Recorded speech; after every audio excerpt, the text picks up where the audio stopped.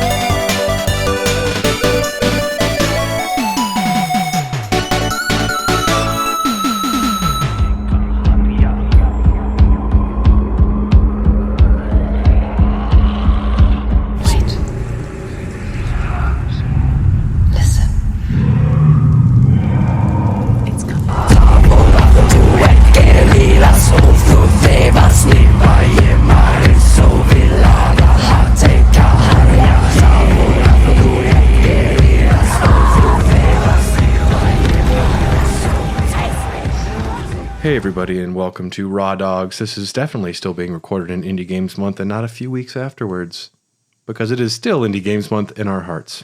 It's always Indie Games Month. When you don't delete Hades from your console, it's always Indies Game Month. I try and never think about Hades because it's a problem when I do. Yeah, well now it's that and Inscription and Balatro. Like I'm just like collecting games. Okay, you have Inscription feelings. I every now and again just do a fresh rerun of Inscription, mainly because the Ent or whatever the character is in the beginning. Yeah. Leshy? Leshy is just so fun to play. That whole section was amazing. Yeah. Flawless section. Yeah. Sometimes, and we were talking about Animal Well, Dylan and I, and that like multiple layers of you can go to the internet, you can do the extra stuff like the ARGs. Sometimes I care about it, sometimes I don't. Yeah, but for Inscription, I definitely did, and Balatro is always something that it's like if you're an alcoholic and you've given up alcohol for a while, and sometimes you really want a cocktail. Yeah, Balatro's that for me, and I know if I'm on a long car ride, I can just time travel anywhere if I'm playing Balatro. Hey everybody, I'm Brad. We're not talking about any of those indie games today. My name is Tyler, and well, I was trying to, when I had to make my pick for Indie Game Month, I was trying to pick a game like those ones. Like I was trying to find something that would be out of my norm. Mm-hmm. Because you and Dylan for the last 2 years have kind of nailed it with like games I didn't think that I would like that I actually really enjoyed, and same with the Discord because Inscription came from the Discord. It was like Ryan, right? I want to say so. Yeah. Yes, this year I didn't pick a winner. Ayuden Chronicle. I still like the game. I came off really negative, so if you're listening and I upset you, I still like it, but I fucking hate it. It's sitting on my coffee table right now. Yeah, you should just give it back unless you want your dog to eat it. Then what are you gonna do? No, I tried to find a game that would be weird, quirky, and like kind of out of left field. And then I think we were at the beer garden one day, and I was like, we should just do Hellblade. Yeah. Yep. Hellblade is like, if Tyler had to pick a game, that's like a single player narrative, like straight line through. It's essentially a movie. Yes. And you and I had a brief moment of miscommunication because you meant Hellblade 1, and I assumed, in my head, I heard Hellblade 2. Yeah. So I played through Hellblade 2 completely, have never touched Hellblade 1. I got halfway through Hellblade 1, and then Shadow of the Erd Tree was coming out, and I was like, I got to prioritize my life right now. But did you play any of Hellblade 2? Yeah, I played all of it. Okay. Yeah. Okay. Which was definitely the right decision that we can get into later, because like I played a hefty chunk of the first one. Yeah. So I knew what I was getting into with the second one, and we'll get into it. We'll get into it. This was a game that I was just tangentially aware of. I had heard mentioned at times.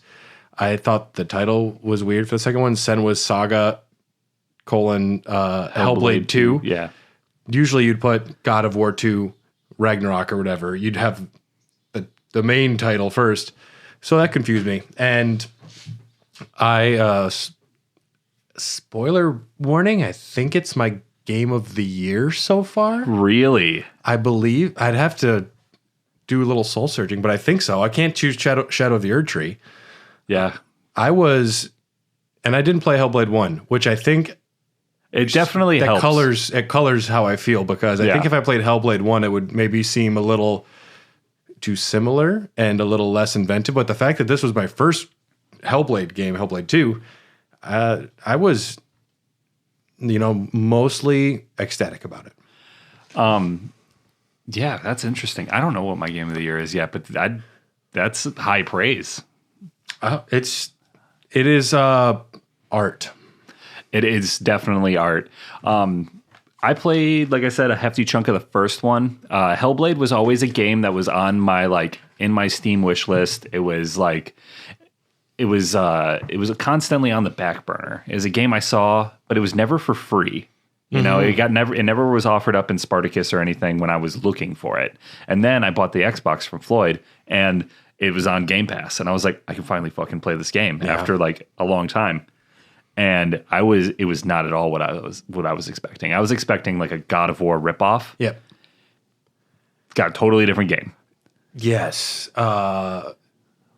This feels like an A24 film. Yeah, you phrased it perfectly when you texted me. I don't even remember what I said. If A24 made a game, this would be it. Yeah. Absolutely. It is so cinematic. The first game, Senua's Sacrifice, developed by Ninja Theory, produced and written by Tamim Antoniadis, produced by Rupert Brooker, designed by Joe Nelson and Juan Fernandez, art by Hugues Giboir. I'm sorry about that pronunciation. Dark fantasy world, Norse mythology, Celtic culture. Release August 2017 for PS4 and Windows, later to Xbone and Switch. VR support was added later, which I watched a little video about the VR support, and it's cool. And it does some things story-wise. We can talk about that in a little bit. But self-described as an independent AAA game. Yeah, we had to Google it at the beer garden, because I was like, I don't know if you can consider this an indie game anymore. Yeah. When you start adding A's to things, like AAA. Yeah. Yeah. Or heaven forbid, Sea of Thieves with the quadruple A. I think it was Sea of Thieves. Yeah. I think that was. And no, not even 4 people played it. There was more A's than there were players. That's sad too. We play as our main character, Senua. She's a Pict, P-I-C-T warrior who makes her way to Helheim by defeating otherworldly entities and facing their challenges in order to rescue the soul of her dead lover from the goddess Hela, and played by Melina Jurgens. And Melina Jurgens is hella good in this role. She's amazing. Yeah, no, she is really fucking good. Yeah, what a great scream. Yeah, there's like if she played tennis, I would be like her number one fan. Just just every time she does a swing. It's like it felt very real. I feel like sometimes when you try to get that intense or that over the top, it kind of comes off as a little try-hardy, or like, you can kind of see that the person's acting, or especially in a video game when there's like mocap and stuff, the mocap might not match the energy. Yeah, this is not the case here. It is like it's like a film. It's like an actual legit movie. Yeah. And I think one of the reasons they can pull off the graphics, the fidelity of all of the imagery is just top-notch mocap. Oh, yeah. I saw a little bit of like behind the scenes of like making the second game. I didn't watch much of it because I was still playing the game and didn't want spoilers. Mm-hmm. And she's got so many dots on her face. It's a lot of dots. Yeah, at least you can still have your face and you're not drowning in like other things they used to do, like have the actual balls mounted everywhere on you. Or Andy Serkis just in a gimp suit. I love the gimp suit. She's great. And this film primarily it deals with psychosis. Yeah, and so you didn't play any of the first one? No, I didn't play it. I did like kind of just look up about it afterwards? The first game starts off with you like sailing into Helheim, like on a little boat. Yeah. And the voices are like the first thing that pop out that kind of grab your attention. And I was playing on my TV speakers, and the game strongly suggests you wear headphones. Yes. I played probably about 2 hours on my TV and then switched to headphones the next day. You don't have surround sound either. No. Now I could see. I do kind of now, but not then. I could see with surround sound that possibly being okay, because then you'd also get that feeling of voices everywhere. But you were saying about the headphones. Yeah. Once you put them on, it's a totally different game. So if you're going to play either of these, you need to make sure that you have headphones. And I have the Pulse 3D 360 headphones. Okay. And that was, I mean, it sounds like it's right behind you. And even if you only have like wired headphones you don't love, they're great because it's so nice that you can plug right into your controller. Yeah. That's like a quality of life thing that every time I do use it, I don't do a lot of online gaming, or I never wear. This is the first game I played with headphones maybe ever. And right before I was starting, it was on a Discord. It might have been one of the Phils. I forget who it was, but they said like, make sure you wear the headphones. And I was like, oh, whatever. And I put them on, and then within like 10 minutes, like, yeah, okay, I get it. Yes. I totally understand. You were right. Yes, and it's because of psychosis, and this is super interesting. Now, the first game, it's so much about like mythology and going to Helheim. Yeah. And I think that I would like that game less than what Hellblade 2 does, which is just a little more rooted, and I don't know. I've been to Helheim so much in video games, man. Yeah. It's a little like, overdone. I'm all over Helheim. Yeah, no, the scope of the second game is much better than what I was, as far as I got in the first one. Yeah. I definitely prefer the second story to the first. And at least with the second one, there is up to a point, an argument you can make this is just from the psychosis. And even if not, if like there are still things happening, but the voices in her head, that could just be psychosis, or it could be an actual otherworldly event, because there are crazy things that happen in the game. Yeah, and it's like a lot of my favorite movies. One of my favorite things of all time is a biased narrator, or a biased point of view. Unreliable narrators. Yes. That is my favorite. The best way to do it, and there's a few movies, and I almost don't even want to say the title of it, but I will anyway, because it's not a spoiler, is like the movie The Invitation. It's I believe, a Canadian indie film. The main character is your point of view. You don't know if you can trust him. Yeah. Especially as the movie plays out.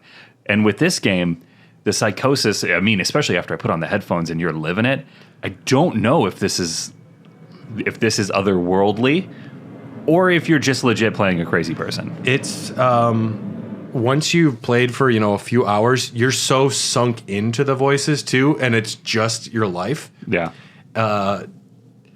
Don't do this, Senua. No, don't do this. Don't do this. They're right. Don't listen to them. They're a traitor. Kill him. I'm like, How long were you? Drink the beer. Don't drink the beer. How long did you play before you started listening to the voices? I didn't. What do you mean listen to them? Like, I thought that they were just like a narrative piece, to further like immerse you in the gameplay. And I was like, oh, this is cool to just have people constantly yapping in your ear. And then I was looking for the first puzzle, and they were like, over here. And it was like a whisper. And then I looked that way and I found it. And I was like, oh, that's some good shit right there. You aren't just voices. Audio design helping. Yeah. I was like, oh shit. So like, you guys can be helpful. But maybe it's like, sometimes you think something's wrong and you don't know why, but maybe something's out of place, and your brain registers something's out of place, but you don't know it is. Yeah. So it could be one of those things too. I mean, for the sake of arguing, she might just be a crazy person. I think we can just say that she is. Yeah. And crazy person's the wrong thing. Someone who suffers from psychosis. Yes. I don't want to speak ill because this game goes to great lengths to portray the struggles of of people who live with psychosis. Did you watch the documentary? I did not. It's so good. It shows how there's I forget a consultant who it's a man who suffers from psychosis, and he talks about how the therapies he goes to and how it actually is like a detachment from reality, and he sees things. He's like, I see things that aren't there. It's a part of my life, and you can tell even talking is confusing for him. Yeah. And that's his life. And they reached out to tons of people suffering from psychosis, and they lovingly and with great care portrayed what psychosis is like. And I think it's beautiful. It's something that other mediums would struggle so hard to convey what it's like to deal with an illness, and video games deliver such a medium where you can feel the voices ripping you apart. Yeah, I remember getting close to the end of the second game, and I'm used to the voices at this point, and there was a moment where I was like, I'm really fucking glad that this doesn't, like, I can turn this off. Like, this would be incredibly impairing. Debilitating. Yeah. For me to have to deal with all the time. And it was kind of a heavy moment, because I know the documentary that you're talking about that I haven't watched yet, but there's apps that people have on their phones where it's like, am I seeing this? Am I hearing this? Crazy. Crazy. You can record something like, do you see that person there? And then it'll connect you with somebody else, and it's almost in real time. Crazy. They have it for blind people too when they need like help.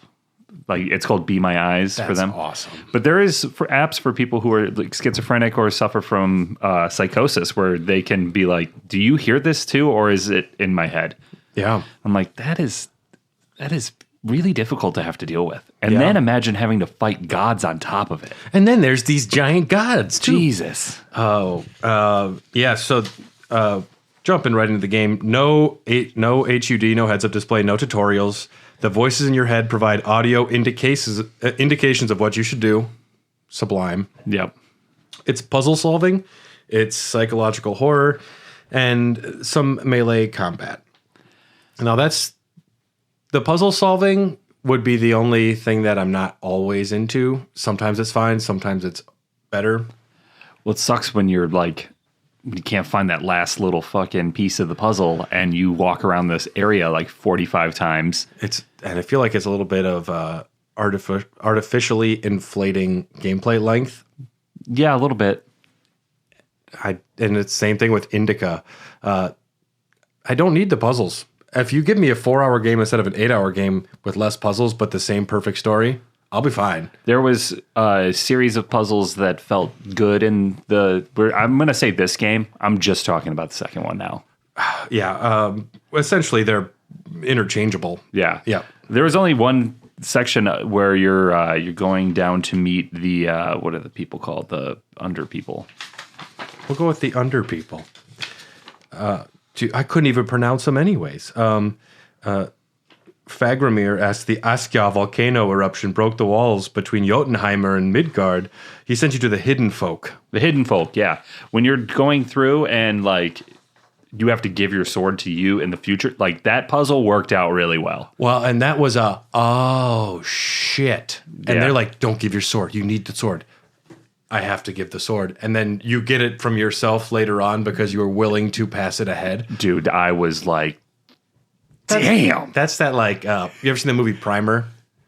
That time travel film? No. Oh, you should. Written, directed, starring, and edited by one man, made for $9,000. No shit. And it's ranked as one of the best time travel films ever. Yeah, no, that was a mindfuck. It's when you see the whole, when you can finally, like, see the whole piece of, like, a painting or something, you get it. Yeah. Yep. You're like, I see what you did there. The melee combat, at least in Hellblade 2, very visceral. I liked it. I enjoyed most of it. Yeah, the tight camera angle and like when you get hit, it feels suffocating because the camera, you lose track of who you're fighting. Even you're in the middle of a fight, and sometimes another dude interrupts, and you're fighting the other guy. Then, yeah, it feels like a Battle of the Bastards style fight where it's like all one scene, like when Jon Snow just goes ham there in that one, but in a good way. I love that episode. So Fuck that episode. Jon Snow's smarter than that. yeah, he should have been. I'm in a good mood. We're not talking about late Game of Thrones seasons, man. If you suffer a strong hit or several hits in a row, you fall to the ground, and you must press corresponding buttons repeatedly as fast as possible before they deal a fatal blow. Focus allows you to see things differently and essentially get instant kills. And the death mechanic, early on in the game, your hand becomes tainted and starts to rot. This is in the first one. The darkness explains that every time you die, the rot will spread further and consume her soul. This implies permadeath, but it is a bluff in the first game. Well, that's good. There's 44 collectible stones. I didn't do any collecting. And the second one, if you saw the face, I was happy to find them. I was not going out of my way. I found all but 2. Organically? No. Why didn't you find the other 2 then? Because it was before I gave a fuck. Okay. And then I saw another one. I was like, maybe I didn't know what they were going to do. Yeah. I thought maybe you get like an ability, or like I thought maybe there were save points at one point. So I was like, I should find these things. And then I found one, and then I found another one. And you know how it gives you a little green dot in the tree thing, the tree spiral. So when you get one, you get a little green dot on a tree spiral, just indicating how many you have. Yeah. I had the first one, and then I missed like 6. And I was like, oh, fuck. I'm not missing anymore. Yeah, I don't know if you can go back and do other, just chapter by chapter either. I don't know if you'd have to go back and I think do you can. Thing. Yeah. We talked a little bit about the story. Senua arrives to save the soul of her dead lover, Dillian. The narrator is aware of the player and often breaks the fourth wall, talking to you directly. The darkness is another voice. Senua carries her lover's severed head and uses it as a vessel for her soul. She defeats the giant Surtur and the god of illusions, Valravn, and you are defeated by Hela, have visions of Drew, and a man-shaped light she believes to be Dillian. You go to the Great Tree, undergo 4 trials. You are rewarded with Grammar, a sword that can defeat Hela. We learn her mother has psychosis. Her father was extremely religious and burned her mother alive for having psychosis, thinking she was a witch. Well, naturally. That's totally not, it's normal. That's not over the top at all. I love you, but you must die. Listen, it's the year 700. Listen here. And if you were sick, I'd put a leech on you. And you're obviously a witch, so I have to burn you. I mean, I think you got ghosts in your blood. Yeah, you should do cocaine about it. Here's a line, dude. Let's talk about this pizza place I want to open up. Yep. But you essentially accept the Furies as a part of you at the end of that game. And Dillian tells her the importance of accepting loss. You defeat Hela. If you collect all the lore stones in the game, Druth will appear as you are about to enter the portal right before you meet Hela again, and tells you that both he and your father led the Northmen to their lands for selfish reasons. Blah, blah, blah. They did do a VR version of the first one, and they opted to do a third-person perspective VR for the game. I don't even understand how that would work. Well, it's kind of like a controlled camera behind the character. Sometimes it goes in, sometimes it like moves around, but you still perceive it in, 3D. I think it works narratively because you're one of like the voices, one of the Furies following and controlling her. So there's like a lore reason about it. It's like when you've never played Moss, I don't think, on the VR. It's great because the little mouse you control also acknowledges, and like you can see yourself as a giant spirit thing in the water. So, and there's points where like you solve a puzzle and the mouse puts its hand up for a high five, and you can tap it, and you can also fail to get there in time. The mouse like, fuck. You leave them hanging like. And you never will feel worse than leaving your mouse hanging. After Hellblade 1, the Ninja Theory was acquired by Microsoft in 2018 and became a subsidiary of Xbox Game Studios. With a team of about 20 worked on the first game, the next one had about 80. The director and writer, Tamim, took a trip to Iceland, decided to make it the game's setting. And yeah, Tamim participated in the early phase of the game, but departed after that.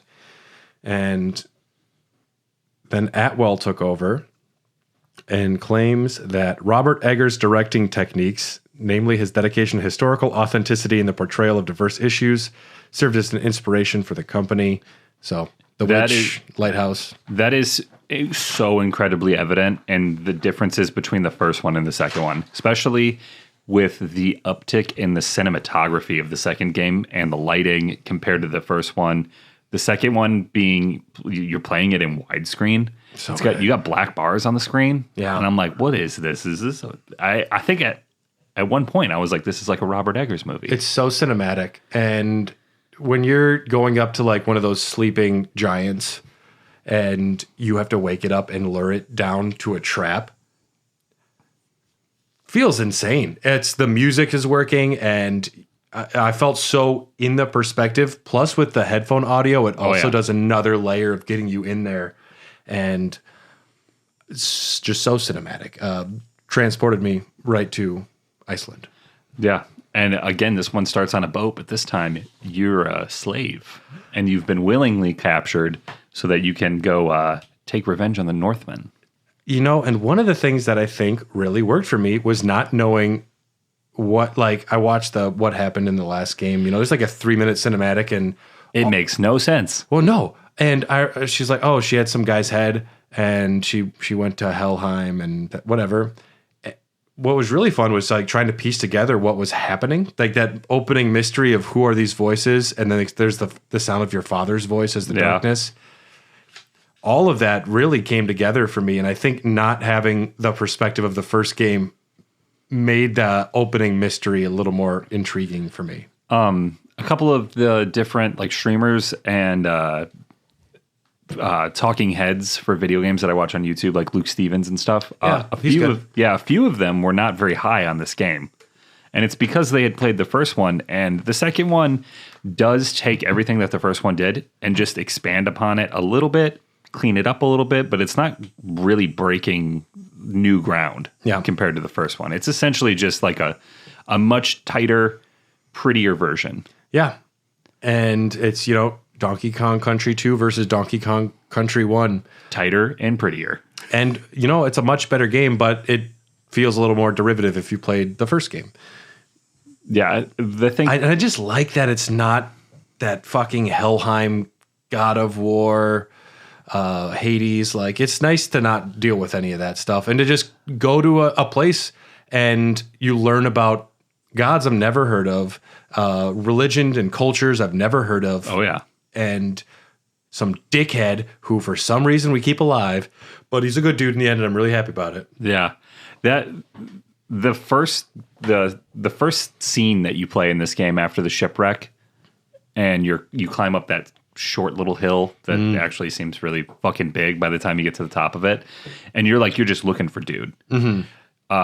Seeing the way that the combat worked in the second one compared to the first was super dope because it's incredibly intense. Like you said, you could be fighting a guy, and then another guy could be fighting an NPC somewhere and fall into you, knock you over, and then you get up and you find out there was a third guy behind you. Oh, it's so good. It's you know, and it's twitchy reflexes. It's parry, strong attack, dodge. Yeah. It's core. It's the fucking most core basic fighting style, but it's so cinematic and it's so quick. Yep. And when you nail a fight where you dodge, duck, dip, dive, and dodge correctly. Yeah, dude. And then stab Patches O'Houlihan would be proud. Oh, yeah. And then you stab a guy in the throat. Man, I just got some good jitters thinking about that. Yeah. I was like, this is peak entertainment. So good. Yeah, she's captured by slavers, taken across the sea to Iceland in an effort to free her enslaved people.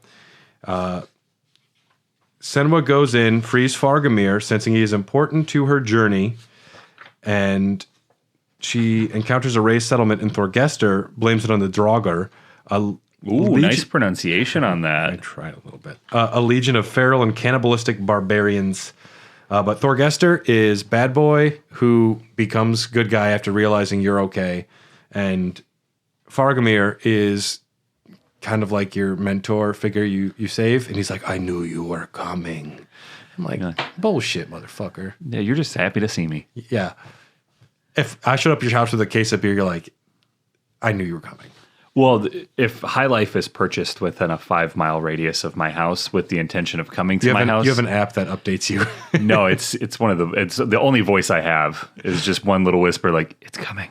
It's over here. Over here. There's High Life. Pull over to the liquor store if you're listening. Skip work today. The Draugr summon a giant Iltauga. Iltauga? We're not going to go over all of needless to say, there's the 3 different giants: Iltauga, Siavarisi, and Bargarviki. Fuck me, man. I'll give you a W on all those. Yeah, thank you. That's high praise from somebody who also can't pronounce them. Yeah, not even going to try. Not even going to try. Highlights of the game, it's doing the running and hiding from the giants is great. I love all of that. But to me, the highlight was going further and further underground to the hidden folk. That's when I was peaking on the game. Oh, yeah, because that section of the game, so you get to this place and you got the homie that you captured, who's like he was a dickhead, but you wounded him. And when you're trying to save this city, which is his people. Yep. And then you meet up with Faramir, whatever the fuck. Fargamir, who sends you on the quest to go talk to these people because you just encountered your first giant, Iltauga. And she's a creepy contortionist. It's fucking creepy. The first time she comes out of the ground, I'm like, whoa. Yeah. So now you see this giant, you realize what the stakes are, you're like, fuck, I just got my ass kicked by a Northman. I didn't die, totally didn't die in the beginning of the game. Didn't die, no. And then I'm going to have to fight a fucking giant?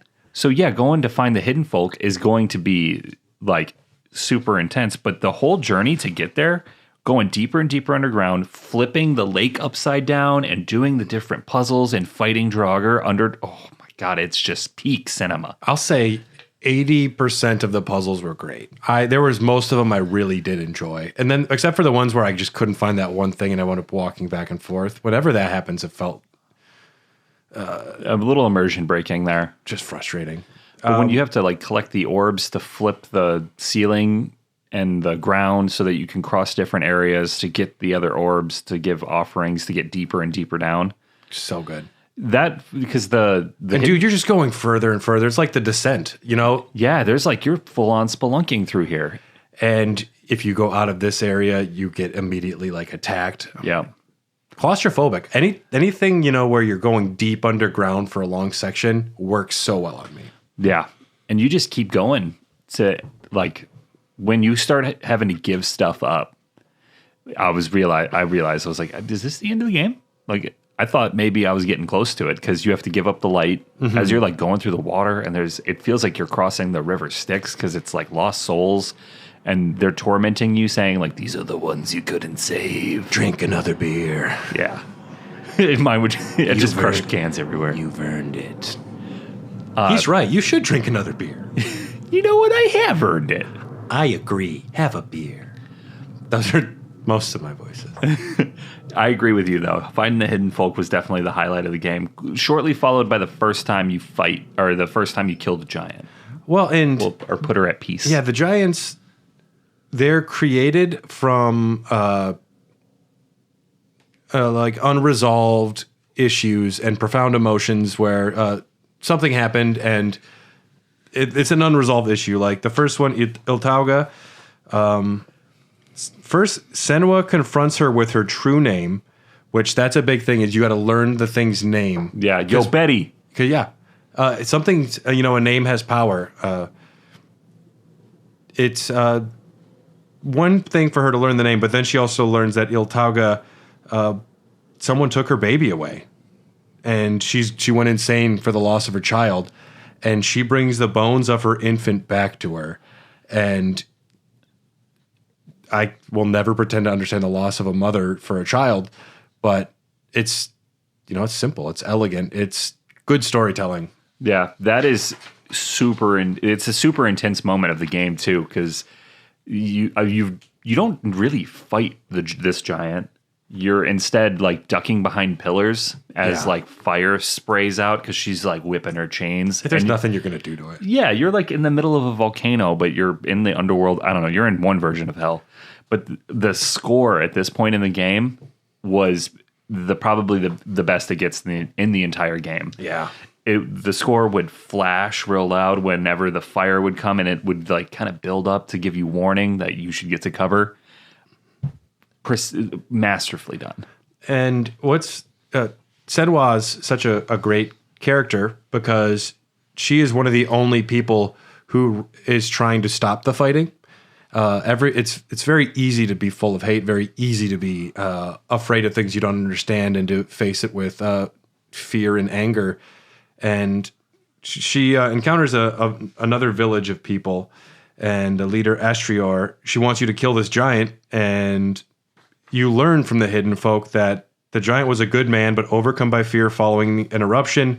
He secured his safety by betraying his father and into a fatal ambush, and the settlers were swallowed by the sea. And so it's his regret for the decision he made. And essentially, she just wants to go save everybody by like convincing everyone to just chill out a little bit and just go to therapy. You'll be happier if you just take a little bit of time. Even Tony Soprano goes to therapy, you know? Yeah, but that could get you whacked. I've only watched the first part of the first season. I don't know. Oh, dude, you got to finish The Sopranos. I just started. First time ever. Really? Yeah. Dude. I'm excited about it. It's so good. I Yeah. fucking love it. Gabagoula. Hey, Gabagouli. who's the gabagool? Bring that Gabagool. over here. Senua and her allies lure that giant from his cave, absolves him, and then he turns to stone. It's like most people just want to be told it's going to be okay and that things will work out and you can forgive yourself, which I think is a really tough thing for a lot of people. Yeah, absolutely. Every morning I wake up hungover and I'm like, I absolved myself from what I did last night. Yeah. Do it again. Do it again. Do it again. Do it again. You can have another one. Beer's cold. Bloody Marys are tasty. They're fucking good. This is ASMR, the podcast. And then at Borgarviki, you free the restrained slave sacrifices. Yeah, because Thorgester's dad is sacrificing slaves to appease the giants. And that's just kind of the status quo they found. I was during part of this game, I had my Spotify playing, and at this point in the game, "Blood for the Blood Gods" came on by Ben Quad, which is a fantastic song. Okay. And I realized that I was playing a portion of the game where slaves were being sacrificed to gods so that they could save their ass. And I was like, this is kind of coincidental. Plus, it's a shameless plug for me to get to say, listen to Ben Quad. Listen to Ben Quad. Check out the Raw Dogs Spotify playlist. What's it called? The Dog? dog list or something like that. Something like hair of the playlist. hair of the playlist. Something like that. Yeah. So she has to fight Thorgester's father. Dude's just a big dick. She beats the shit out of him in front of everybody, and instead of killing him, she's like, "Nah, you're not worth it. Get out of here." That's like her number one move in her playbook is like, "I'm gonna whoop your ass," and then when they're like, "Finish it," nah. That's the coolest move. Yeah. Maximus the Merciful. Plus, it is, I think, pretty staying close to the historical accuracies in this game because, like, death and getting to the afterlife. What do they call it in fucking Norse mythology? I'm blanking on it. What is the afterlife called? It is called The Rainbow Bridge, Asgard. Yeah, you get to Asgard. You get to Asgard, right? I say Asgard. And you get to fight and feast with Odin and all the other gods, and you It's not just Asgard. The halls of Valhalla. Valhalla. That's it. Yes. I await you in Valhalla. Just watch Fury Road. Yeah. Witness me. But yeah, denying these guys like the chance to get to Valhalla, because if you die in combat or you die with your axe in your hand, like you're making it. Unless a Jarl somewhere is like, no Valhalla for you. Yeah. And then that's when Ragnar Lothbrok's like, you know what? I think I'm going east. I'm going west now. Yeah. Love it. Such a good game. and it doesn't really overstay its welcome. I'd say I'd cut out 4 puzzles out of like the 50. And they'd all be find the design and find the 3 wild glowing orbs from these different areas, and yeah. I would skip it. And I guess, I mean, anytime there was those faces and there was like a totem with some dialogue, I'm like, nope, I don't have time for this. I will read a nice Wikipedia article later. Yep. It was interesting. I found almost all the giant faces, but I did use some help towards the end of the game to find just to speed run it. Yeah. But I didn't find a lot of the totems. Yeah. I didn't find many. But I was just super happy with this game. I was grinning most of the time. I was pleasantly surprised, and it was a good pick for Indie Games Month because it did not overstay its welcome. I beat it in like 2 days. Yep. And I signed me up for more of those. Yep. I have time for 60-plus hour games maybe twice a year, and those are battles I have to choose. And I was watching some Black Myth Wukong stuff today.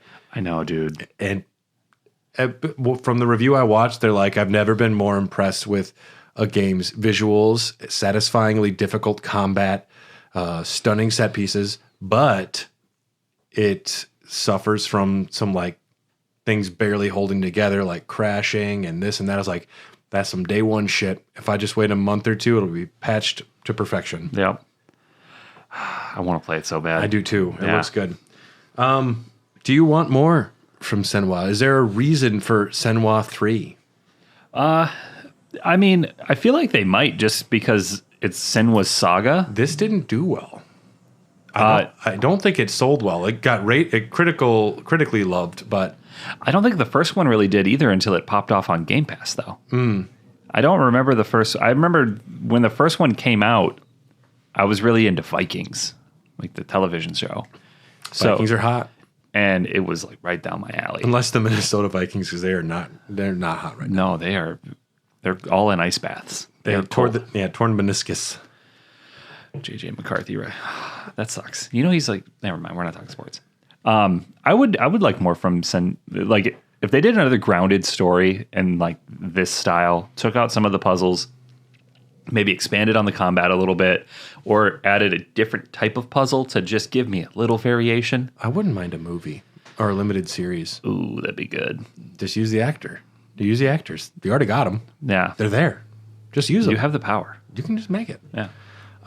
Maybe in another game. I'd like to see Ninja Theory do a different game next. But and did you know about the new game plus option called The Others? No, because once I beat the game, I was like, all right, that's done. Get into Shadow of the Erdtree. Yep. The Others, after you complete the game, you unlock a new narration, different voices in your head. And it's just Joe Pesci. It's just Joe Pesci and Gilbert Gottfried. It's horrible. Yeah. You don't want it. No, it's the 3 NPCs that accompany you. You hear their thoughts about you. Ooh. Which I don't know if I'd like that. If it was like, this asshole, fuck this hipster D-bag. Is he really wearing a graphic tee with that on it? Yeah. And it would, then I'd see a dog and it'd be like, this guy's cool. I'm like, thank God. Yeah. That guy needs a haircut. But you can hear what the characters that or your followers that you wind up going on with, you hear them thinking and talking about you. That would be if I filmed a skit of like me bartending. Yeah. And the different, like using that to get tips. Yeah. Oh, that'd be funny. Well, to me, this just sounds horrifying. You're also supposed to learn a little bit more about their motivations and their backstories from hearing what they're thinking about stuff. So I think it's cool. I haven't tried it, and if I did a playthrough again, I think I would. Yeah, I'd go for that. So the creator of this game was just like he watched What Women Want by Mel Gibson. He's like, what if she could read their thoughts? Yes, but not just women, everybody's. They're gonna hate you. They hate you. And then you pull out instead of a mirror, you get a high life, and they're like, she's all right. Bottomless mimosas. Bad idea. You think you want them, you don't want them. You want 2 mimosas. Yeah. Yeah. You don't want a pitcher and a half of mimosas. I've been there, man. Oh, bottomless mimosas. I have 2, and I'm like, just give me an IPA now or something. It's just too much orange juice. Yeah. Oh, it reminds me of that video of the girl like falling and knocking all her teeth out. I don't want to think about that. I know, but I think about it every time I think of bottomless mimosas now. She did that with bottomless mimosas? Yeah, she got really drunk, and I think she's like trying to jump over a chair or stand on a table or fucking around with her brother, and she just eats It's amazing how quickly bad things can happen if you do stupid things. Well, so there's always like, it's been through probably a lot of different societies, and there's always this like deep down, the darkness in the hole is always like bad. I mean, when we die, we get buried. Yeah. It's bottomless.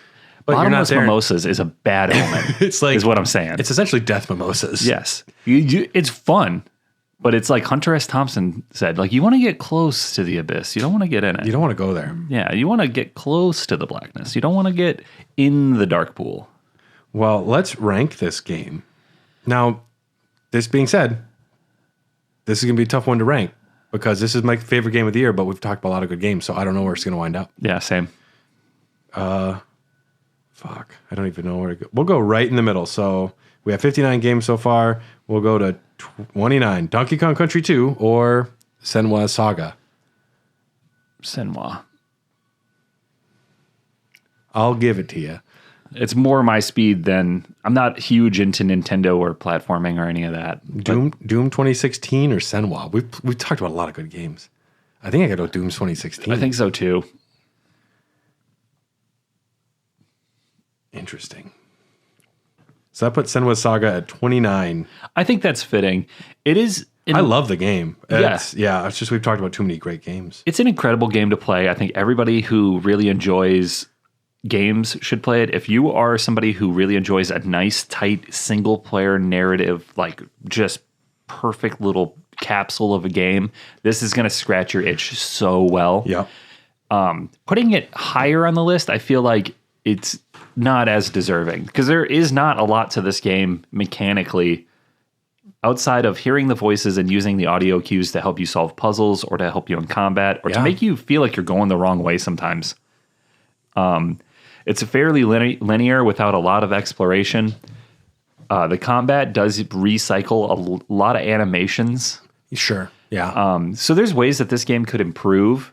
It is quite polished in my opinion, but to put it any higher, I think would be a disservice to the games above it. I think it's a nearly perfect game, Hellblade 2, and it achieves what it set out to do spectacularly.